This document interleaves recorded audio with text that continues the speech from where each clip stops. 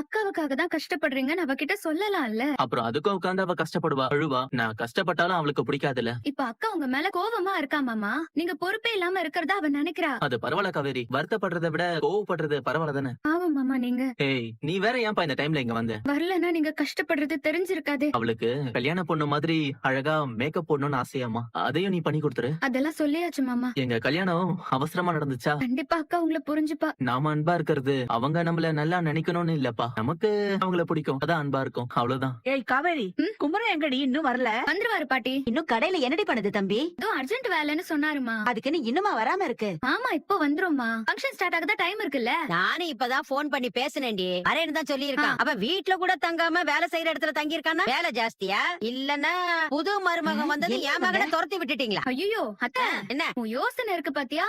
Oscar அவார்டே குடுக்கலாம். அம்மா, நான் போய் அக்கா ரெடி ஆயிட்டாலான்னு பாக்குறேன். அமைதியா இரு. இல்லாது பொல்லாதெல்லாம் சொல்லாதீங்க மதனி. நல்ல நாளா இருக்கு, இல்லனா ஏதாவது சொல்லிட போறேன். என்ன சொல்லுவ? வம்புக்கு இழுக்காதீங்க மதனி. இப்போ வந்துருவாருக்கா. இன்னுமா வரல? இன்னைக்கு எனக்கு வேலையில இருப்பாரு. அது அப்புறமா கூட செஞ்சுக்கலாம்ல. 4 நாள் ஆச்சு யமுனா. அவர் வீட்டுக்கு சரியா வந்து என் கூட உட்கார்ந்து பேச கூட இல்ல. வளகாப்பு ஏற்பாடு எதுவுமே பண்ணல. யாருக்கோ ஏதோ நடக்கிற மாதிரி அவர் பாட்டுக்கு எங்கேயோ போய் உட்கார்ந்திருக்காரு. நானும் எவ்வளவு தாண்டி பொறுமையா இருக்கணும்? அவன் இல்லாம இவளை எப்படி தனியா உட்கார வைக்கிறது? எவ்வளவு பொறுப்பா இருக்காரு பாருங்க உங்க பையன். அவனை ஏதாவது சொல்லி இருப்பீங்கடி. அதான் வருத்தமா எங்கேயோ இருக்கான். குமரன் வந்துட்டு தான் இருக்கான். நீ வேற இல்லாததெல்லாம் கிளப்பா.